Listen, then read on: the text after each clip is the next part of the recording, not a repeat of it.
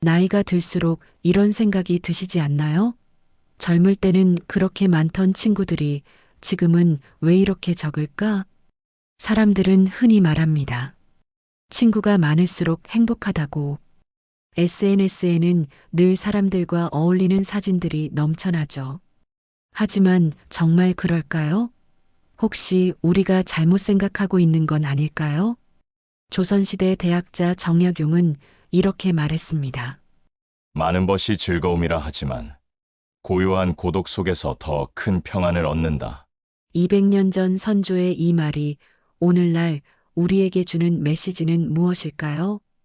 오늘은 똑똑한 사람일수록 왜 친구가 적은지, 그리고 그것이 왜 나쁜 일이 아닌지, 고독 속에서 어떤 지혜와 평안을 얻을 수 있는지 함께 이야기 나누겠습니다.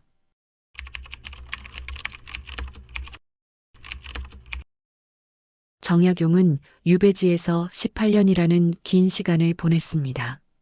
가족과 떨어져 친구들과도 멀어진 채로 말이죠.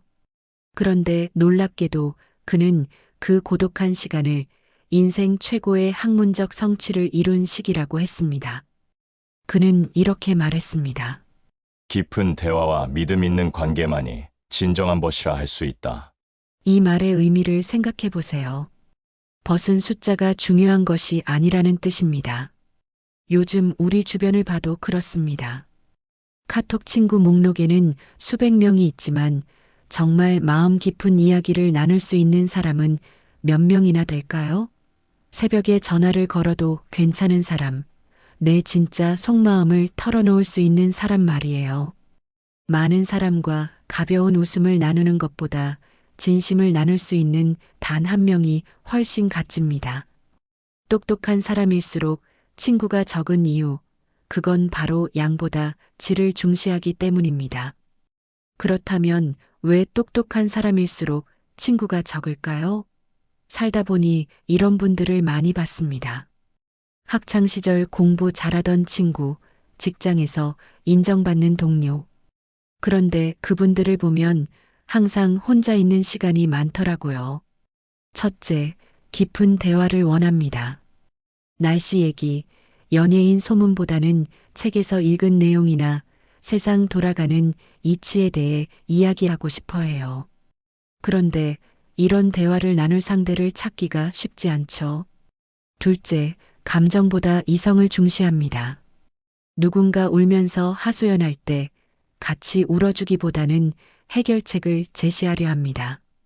때로는 이런 모습이 차가워 보일 수도 있어요. 셋째, 혼자 있는 시간에서 만족을 느낍니다.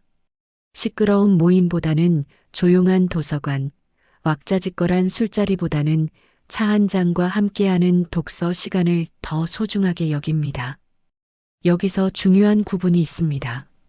고독과 외로움은 전혀 다른 것입니다. 외로움은 마음이 텅 빈 느낌이에요.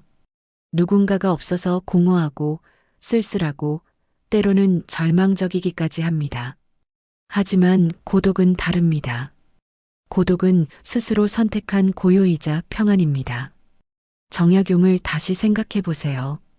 그는 강진에서 18년 동안 유배 생활을 했지만 그 시간을 고독한 시간이라고 했지 외로운 시간이라고 하지 않았어요. 오히려 그 고독 속에서 목민심서, 경세유표 같은 불멸의 작품들을 썼습니다. 고독 속에서 그는 자신과 진짜 대화를 나눴고 깊이 사색했으며 내면의 힘을 단단하게 다졌습니다.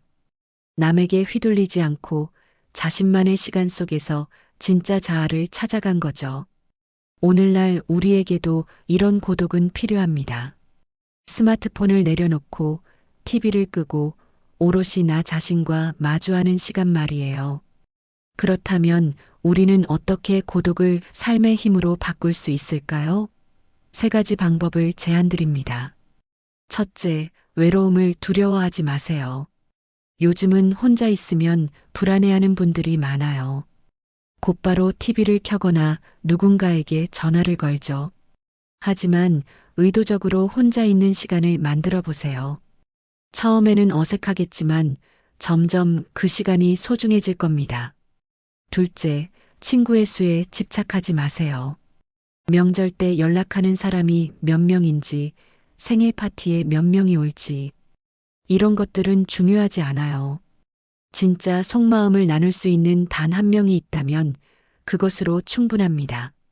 셋째, 고독을 성찰의 시간으로 활용하세요.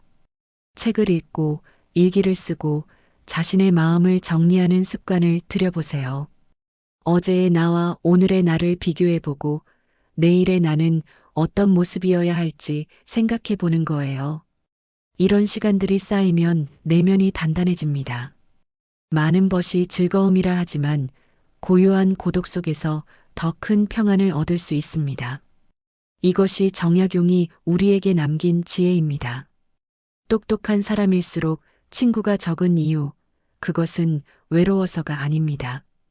피상적인 관계보다는 깊이를 중시하고 시끄러운 모임보다는 조용한 성찰을 선택하기 때문입니다. 나이가 들수록 더욱 그렇습니다. 젊을 때는 많은 사람들과 어울리며 활기찼지만 이제는 진짜 마음이 통하는 몇 명과의 시간이 더 소중하죠. 그리고 무엇보다 나 자신과 편안하게 지낼 수 있는 시간이 가장 귀합니다. 혼자 차 한 잔 마시며 창밖을 바라보는 시간, 좋아하는 음악을 들으며 책장을 넘기는 시간, 산책하며 오늘 하루를 돌아보는 시간. 이 모든 것들이 바로 고독이 주는 선물입니다. 어쩌면 우리가 그동안 잘못 생각했는지도 모릅니다. 친구가 많아야 행복하다고, 혼자 있으면 쓸쓸하다고. 하지만 진짜 행복은 숫자에 있지 않습니다. 깊이에 있고, 진정성에 있고, 자기 자신과의 평화에 있습니다. 오늘 밤 잠들기 전에 한번 생각해 보세요. 내가 정말 마음 편히 이야기할 수 있는 사람은 누구인가? 그리고 나는 나 자신과 얼마나 친한가? 이 두 질문에 솔직하게 답할 수 있다면 당신은 이미 인생에서 가장 소중한 것들을 가지고 계신 겁니다. 여러분은 혼자 있을 때 어떤 평안을 느끼시나요? 또 인생에서 진짜 벗이라고 부를 수 있는 사람은 몇 명인가요? 댓글로 여러분의 이야기를 나눠주세요. 당신의 이야기가 또 다른 누군가의 큰 위로가 될 수 있습니다. 더 많은 삶의 지혜와 따뜻한 위로를 원하신다면 구독과 좋아요, 알림 설정 부탁드립니다. 혼자여도 괜찮은 당신, 오늘도 고생 많으셨습니다.